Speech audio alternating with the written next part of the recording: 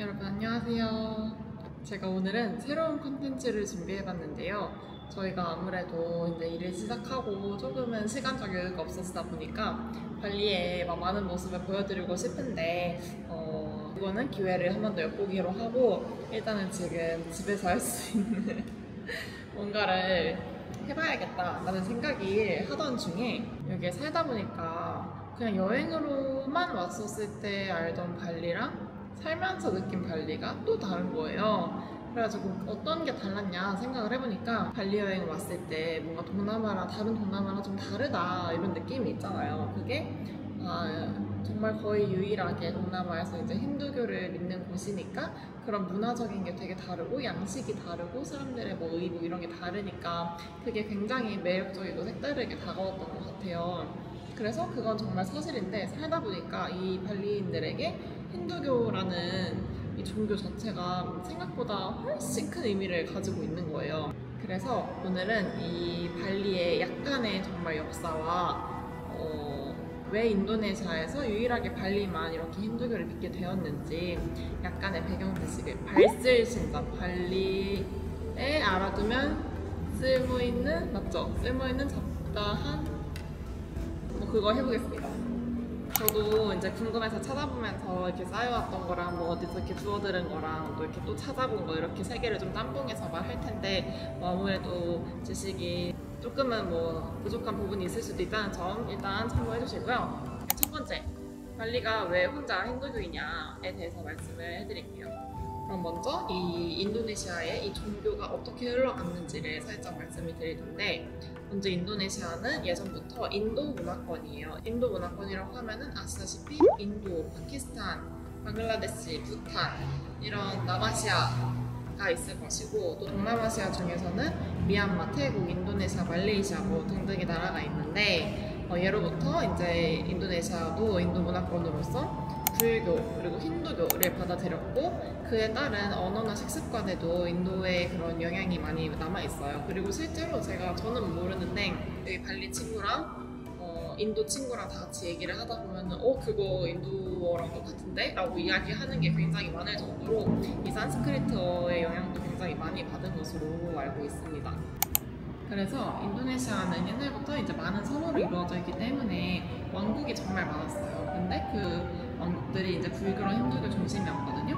그 중에서 이제 1293년부터 1527년까지 가장 강력한 제국 중 하나였던 게 마자파히 제국이라는 건데 이 제국이 진짜 자바섬을 넘어서 뭐 말레이 반도, 술라웨시 이런 데까지 다 통치할 정도로 되게 번영을 누리던 곳이에요. 근데 이 마자파히 제국이 워낙 크고 세력이 다양하다 보니까 내전이 끊이질 않았대요. 근데 이제 이들도 힘이 너무 세지니까 이런 술탄 국가 중에 하나에게 함락을 당하면서 결국 이제 자바섬이 점점점 이슬람화가 되었대요. 그래서 그 과정에서 이제 힌두교의 왕족이나 사제 그리고 예술가들 이런 사람들이 발리로 이주를 하게 되었대요. 발리의 뭐 토착 문화 되게 융합을 해서 발리니즈 힌두교를 만들었고 그 이후로는 발리가 워낙 작은 섬이기도 하고 바다로 둘러싸여 있다 보니까 외부의 문화가 더 이제 침투하지 않아서 이 독자적인 그런 예술을 좀 더 발전시킬 수 있었다고 하고 그 힌두교 문화를 차용해서 활동하던 그런 세력들이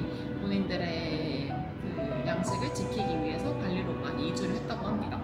그렇다면 발리는 왜 이렇게 유독 종교가 잘 지켜지고 있는가? 이렇게 산업화된 세상에서 아직도 정말 종교를 제일 중시하면서 막 일주일에도 몇 번씩 전통 옷을 입고 또 마을끼리 이런 제사라고 할까요? 그런 행사에 참여하고 하루에도 몇 번씩 신에게 땅과 하늘에 감사를 하면서 기도하고 땅사리를 이렇게 올리고 하는 그러한 행동들이 어떻게 이렇게까지 아직도 생활에 남아있는가에 대해서 말을 해볼게요. 저희가 발리는 정말 종교색이 진한 거를 알고 있었지만 이분들은 생각보다 더 종교와 마을 커뮤니티가 진짜 중요하신 분들이에요. 그래서 가족 행사, 마을 행사 그리고 이 힌두 공휴일을 지키는 게 그 어떤 것보다 중요하다. 그렇게 살고 있다.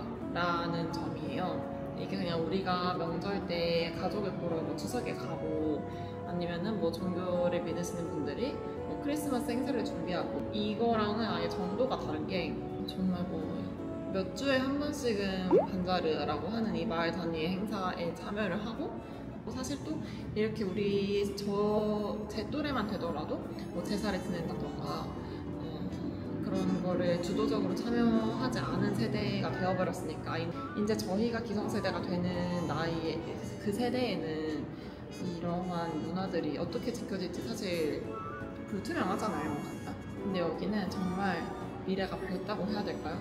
아무리 젊고 뭐 어린 친구들도 친구와의 약속, 학교, 회사 이런 것보다 가족 행사에 참여를 하고요. 그런 게 정말 그냥 삶의 체득이 체화가 돼 있어요.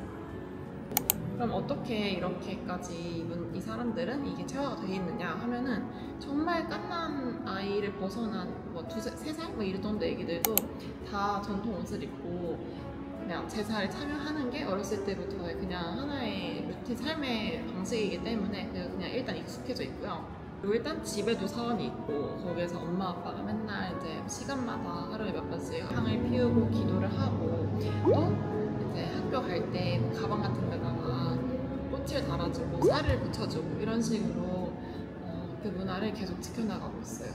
그리고 지역 사회의 중심이 되는 이 반자르 시스템이 정말 확고한데 제가 저번에 넷비데이에서 보여드렸던 아이들끼리 또 뭐 비슷한 연령대끼리 오고오고를 만들어서 퍼레이드를 하잖아요. 그게 이제 반자르에서 활동을 하는 거거든요. 또 주말에는 어린 아이들끼리 발리 전통 악기, 가물란 이런 거를 배우기도 하고 그 아이들끼리 같이 커서 또 오고오고를 만들고 다 같이 뭐 제사를 지내고 장례식을 지내고 결혼식을 지내고 피가 섞이지 않았더라도 다 그냥 친척이라고 하고 그냥 이 반자르 안에 있는 사람들은 그 혈연 이상의 관계를 맺고 있다고 볼 수 있을 것 같아요.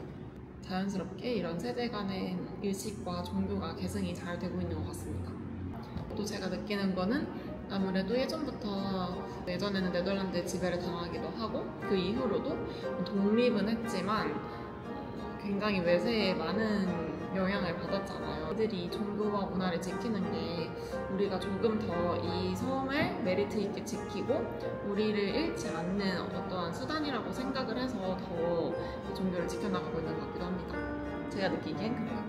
저희가 이제 구인을 할 때도 어떤 분들이 팁을 주신 게 발리에서 장사를 하려면은 직원을 꼭 발리니즈로만 구하면 안 된다. 왜냐면 행사가 너무 많아서 일단 뭐 넷비데이 연휴 쉬어야 되지, 그리고 갈롱한 그냥 거의 2주 쉬어야 되지, 그리고 평소에 오빠짜라라고 하는 행사가 너무 많아가지고 직원이 다 발리니즈면은 빠지는 날 너무 많다. 그래서 뭐 이슬람 몇 퍼센트, 발리니즈 몇 퍼센트 이렇게 쓰는 게 좋다. 또 근데 이슬람만 쓰면은 이슬람 분들이 라마단에 다 이제 고향으로 무딕이라고 하는데 고향으로 돌아가는 그런 시간을 가지기 때문에 또 1, 2주씩 비우거든요. 그런 이야기를 해주셨는데 이게 진짜 더 중요한 말씀인 것 같기도 해요. 처음에 여행할 때는 그냥 마냥 너무너무 좋고 매력적이었던 그 발리니즈 힌두 문화가 저희가 사업체를 꾸려가려고 하다 보니까 조금은 어렵고 답답한 부분이 되기도 한 거예요. 근데 다시 생각할수록 이 발리를 발리답게 하는 것은 힌두 문화와 이들이 지켜가는 그 마을 문화이기 때문에 좀 더 잘 존중해야겠다를 요즘엔 하고 있습니다. 근데 제가 또 이제 그 다음에 궁금했던 게 발리뿐만 아니라 인도네시아가 350년간 네덜란드의 통치를 받았다고 했잖아요. 그 다음에는 우리나라 해방될 때 1945년에 인도네시아도 일본으로부터 해방이 됐어요. 42년부터 45년까지 일본한테 통치를 당했거든요. 이들이 그런 네덜란드, 자신들을 통치했던 네덜란드나 일본인에 대한 반감이 정말 없고 옛날에는 또 우리나라 한류가 있기 전에는 일본을 정말 좋아했거든요. 그래서 저는 좀 이게 신기한 거예요. 물론 우리나라도 예전에 일본 문화를 정말 좋아하는 분들이 많고 저 역시도 학창시절에 그런 영향을 받았었지만 우리는 그래도 뭔가 그 역사를 되돌아보면서 되게 싫어하고 미워하고 이런 게 아직도 있긴 하잖아요. 근데 이들은 그런 게 거의 없어 보여서 어떤 문화와 이런 성향의 차이가 있었을까 궁금해서 제가 좀 찾아봤는데 저희랑 되게 배경과 성향적으로 다르더라고요. 이 일본의 지배를 경험한 기간이 35년 정도인데 인도네시아는 약 300년 동안 네덜란드의 지배를 받았어요. 그래서 일단 기간이 너무 길다. 너무 길어서 이거를 계속 막 미워하고 어쩌고저쩌고 투쟁하고 이런 것보다는 조금 더 적응이 되어 있었던 상황인 것 같아요. 그리고 일본은 우리를 완전 병합해서 막 언어를 말살하고 이름을 바꾸고 역사 인식을 바꾸고 뭐 이런 식으로 했잖아요. 근데 네덜란드는 이미 너무 다른 문화이어서 그런 건지 그냥 간접 통치를 하면서 동인도 회사라던가 여기다 관료들을 세워서 그냥 이렇게 관리하는 식으로 했기 때문에 보다 직접적인 그런 저항심이 덜 했던 것 같더라고요. 그래서 이제 우리는 정말 막 국가를 빼앗겼다라는 인식이 강했다면은 이들은, 인도네시아 사람들은 우리가 지배를 당했지만 우리의 민족은 그냥 여전히 인도네시아 민족이었고 우리는 그냥 잠시 그런 강력한 외세의 영향을 받았을 뿐이다 라고 생각을 하는 것 같더라고요. 근데 이렇게 보면은 진짜 그냥 이것도 인도네시아인들의 정말 그 성향 중 하나인 것 같은 게, 보면은 되게 다들 되게 유연해요. 오케이 하고. 근데 또 엄청난 강력한 모습을 보여줬던 게, 발리에서는 푸푸탄이라고 하는 문화가 있었는데, 근데 발리는 상대적으로 자바섬 본섬에 비해서 네덜란드의 침략을 늦게 받았어. 워낙 자바섬은 비옥하고 거기서 이제 막 가져갈 것도 많고 했기 때문에 전략적으로 이제 우선순위가 아니었대요.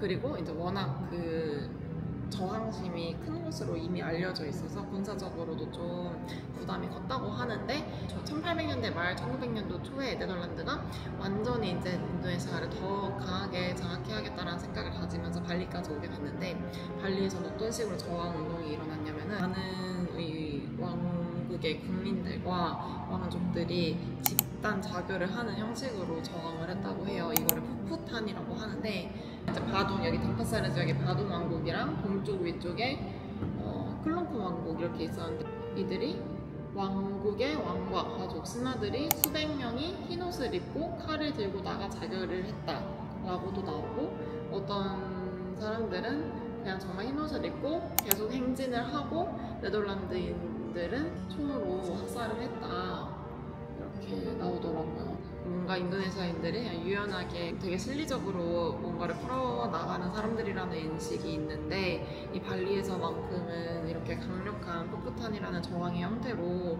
이 발리를 지켜나갔다라는 말이 있고, 그만큼 발리니즈들이 그런 소울이 있기 때문에 지금까지도 우리의 문화를 지키고 발리만의 문화를 지켜나가는 그러한 마인드셋에 아직까지도 영향을 미치고 있지 않나 라는 생각이 듭니다.